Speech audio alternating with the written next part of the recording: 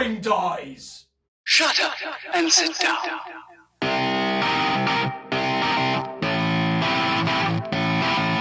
Hey boys and girls, welcome back to PJT Forging, and today we're going to be working on some fullering dies, if you couldn't tell from the intro.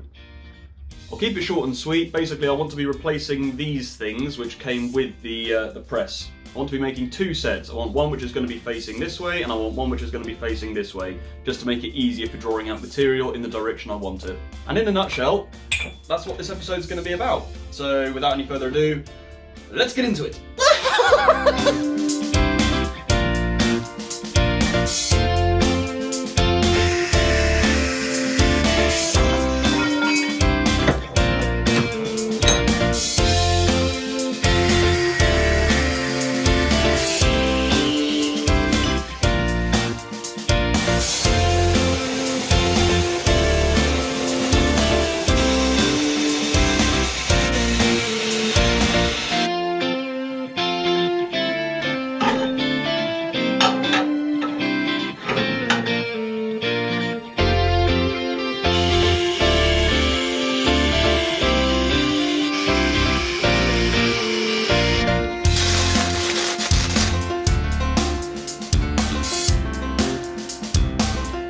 So I've got a problem. Apparently, when I made these die plates, I made them a bit too small, and now there's quite a bit of warp in them. Now they would be fine if the dies were going across this way, but because I've mounted them this way, any pressure that's applied could twist the dies and cause them to do all sorts of nasty things under high pressure, a bit like a sort of scissoring effect. So I think what I'm going to do is I'm going to have to chop this off, turn it 90 degrees, and that's going to be obviously the forward fullering die. So not ideal, but not the end of the world. At least I haven't started on the other one yet.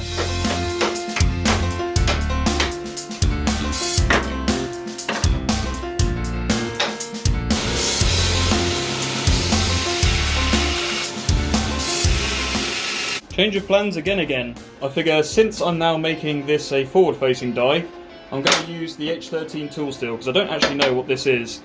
So what I'm going to do, I'm going to put a bar across there just to add some reinforcement and some height, weld that on top, and then weld the whole thing on, and then we'll do the same thing on the other plate. At some point, I'll end up with some new fullering dies.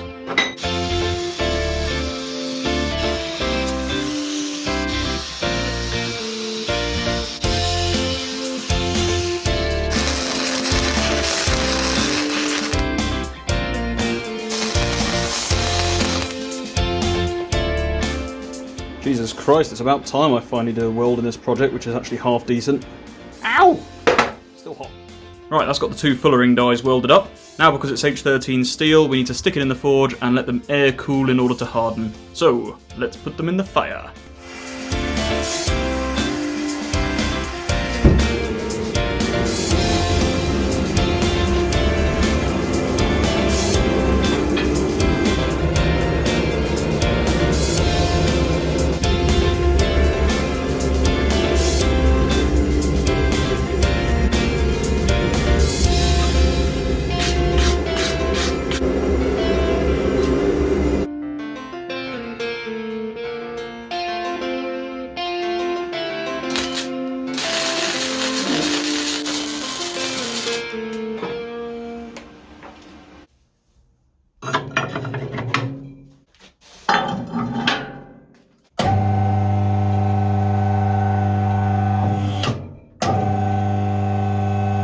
Nice. One down.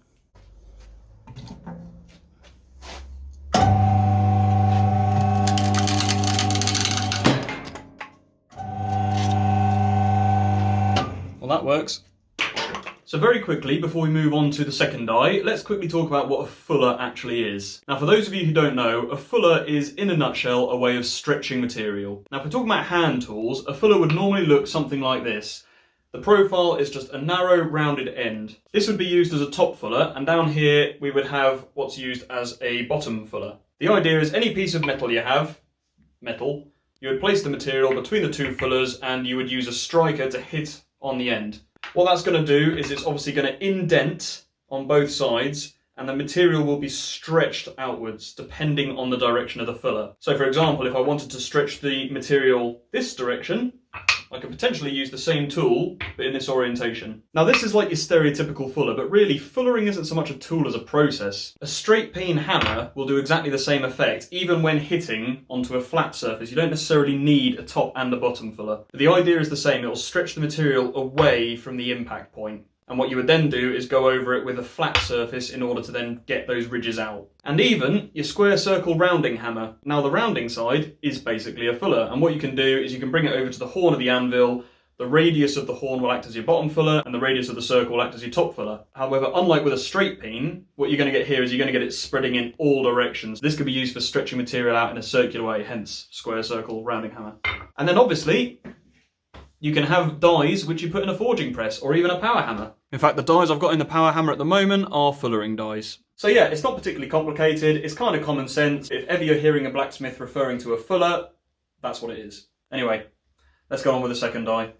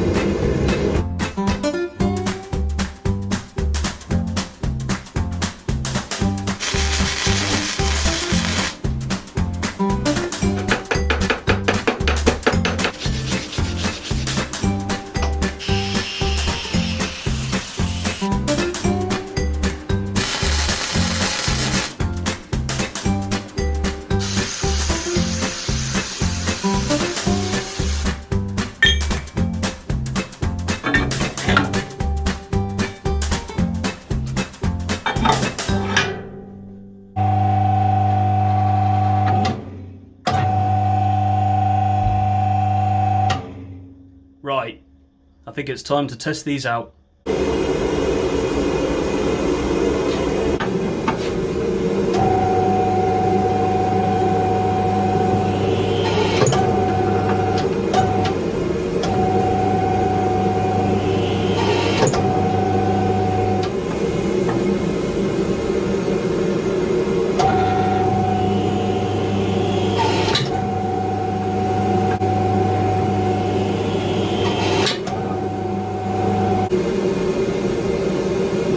There we go guys, there's 4 new dies, 2 new sets. I'm pleased with how they've come out, they seem to work pretty well. If you like what you see, there's going to be more on this. I've got a few more sets of dies to make, and then it's going to be on to probably trying to forge my own axe using the press. But if you would consider liking this video, that genuinely helps me out a lot. And of course, if you want to subscribe as well, that's always appreciated. Thank you to my subscribers so far, your support does not go unnoticed. And I'll catch you all on the next video.